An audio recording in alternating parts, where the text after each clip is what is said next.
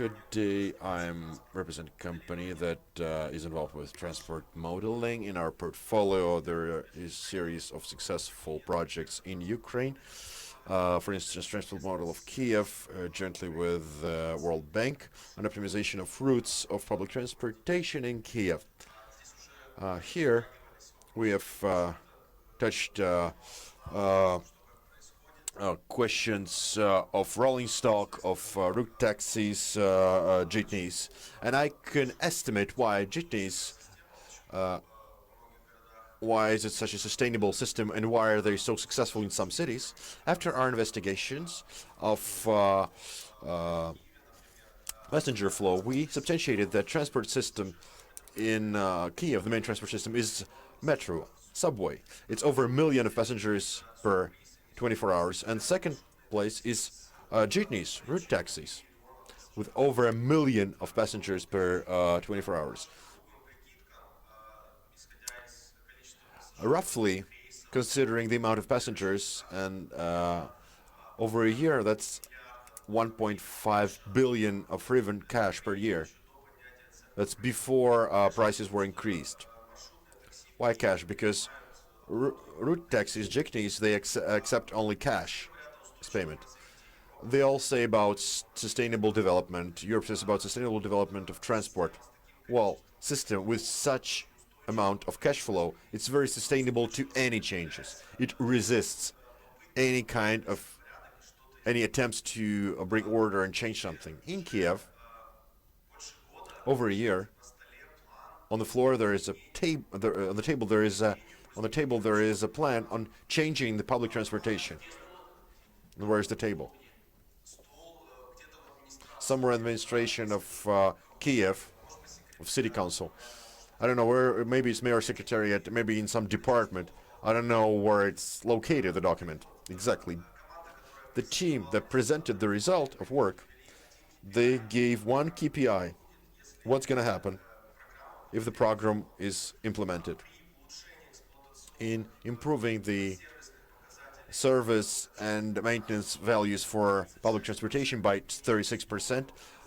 They will use less diesel by 36%. That's a huge value. So right now, 36% of diesel that they use daily, it's burnt in vain because they double the routes of public transportation.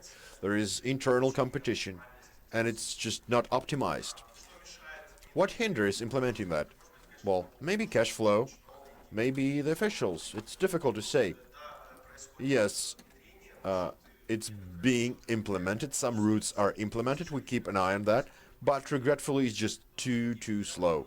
And with such speed, I'm afraid my kids, when they grow up, they will not see the plan implemented, even though it was calculated short term. Sorry, that's the result of the project that was financed by the World Bank. Yes. So the only solution is to make new kids, right? What? Making new kids. Well, grandchildren, possibly. Further on. What's happening in Ukrainian cities? As in Kiev, they slowly try to manage traffic, try to do something about traffic and parking, but regretfully, they don't think about the nature of traffic. They just think, well, 1,000 cars pass, well, we have to just make the road wider. If 30% turn left, 300, well, let's make left turn for them and calculate traffic lights, etc. But nobody asks the question, why we have 1,000 cars here? Why do they use this route of transport? So they just apply locally their efforts without planning ahead, without planning the strategy of movement. They don't plan, regretfully, they don't question the movement, don't make any questionnaires. And we cannot manage something we cannot measure. Cities that carried out questionnaire of movements that have modal split on how many people use personal transport or bicycle or public transportation, how many people walk. You can count those cities on one hand. But in all those cities, all the cities, there are transport departments, and they work somehow. It is difficult to understand how they do it because having no data, having no figures like that, and not analyzing that. In Kiev, there was a questionnaire in 2015, and I was eager to look forward to for 2019 when they carry out second questionnaire of movements to analyze the dynamics. What changed? Less people started using auto cars, or more people, more cyclists, or less cyclists. That's very interesting data to analyze it in dynamics, and should be done. Preparing to series of similar events on movement and public transportation, I prepared slides, and one of my slides was devoted to victories of transport in Ukrainian cities. It contained information in two cities: public transportation in Vinnytsia and tram to Sikhiv. That's Lviv. Right now there is some problem with posts, so we can exclude that part. Kind of made it. Well, that's it. Sometimes IT people say Uber is successful. Ukrainian IT people, they're happy with Uber in Ukrainian cities because people who don't want to use personal cars, they switch from public transportation to Uber and they're happy with it. It's enough for them to move around town. So they have to fight over convenient public transportation. What hinders development? Maybe several groups in their own way. Officials sometimes in Ukrainian towns, often they cannot formulate normal technical conditions for work. We analyze Prozoro tenders. It's good that it's created because it's interesting to see, observe what procurements are carried out where. And pretty often Ukrainian towns procure investigation of traffic, of passenger flow, and on the basis of passenger flow, they ask to optimize the routes. An analogy like asking a doctor to cure a patient by just measuring temperature or measuring blood pressure. It's impossible. You have to go deeper, make deeper investigation. Just analysis of movement, where and why they move there. It's different investigation. Also, they want to make paper questionnaires. We have technological products where on the smartphone you can calculate the passenger flow, but in technical data, technical requirements says, well, give that as paper questionnaires that have to be processed manually, in files. Or some cities, they ask to announce of such investigation, referring to some order, administrative structure. They have to announce that on radio. I don't know how to do that on radio, and how is that working, and who needs that? So some specialists and teachers hinder. I teach in construction university and understand what level there is and who needs that. Specialists usually work on obsolete norms, and I teach my students, I hate our norms because from helpers initially that would omit mistakes, they just hinder right now. They block development for the field and for specialists. And the last, what for several months ago, I formulated general conclusion. You can blame on anybody, official, specialists, norms, whatever. But I reached the conclusion that the main reason that Ukrainian cities lack high-quality transport because there is no request from citizens for high-quality transport. It's a paradox. How it is, everybody wants high-quality transport, but if you think about it deeper, the majority of Ukrainian citizens never seen public transportation. They were never visited Europe. They don't know how it looks. They didn't see the magic when on the station there is just a schedule, and it says the bus arrives at 10:03, and it's there at 10:03. It's fantastic. It's just lately, it's good that low coasters will arrive. I wanted to buy each citizen of Ukraine to buy a ticket to Europe So they go there, they fly there, and see how the public transportation should look like. So coming back, they would know what to ask from their officials and fellow citizens. That's it. Thank you. Well, new practice applause in the end. Each speech that ends with a slogan finishes with applause. Just only how to form their request for high quality municipal transport, except for bringing people to Europe. Any other options? From my side, informationally, I try to convey the message,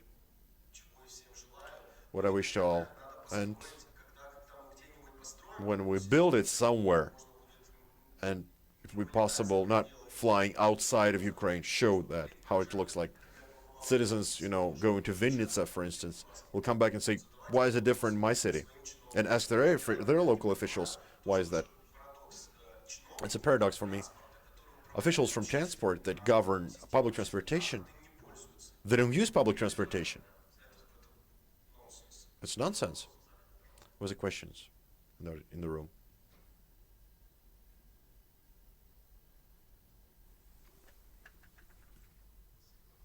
Thank you. Barzelovich Association of Experts of Construction.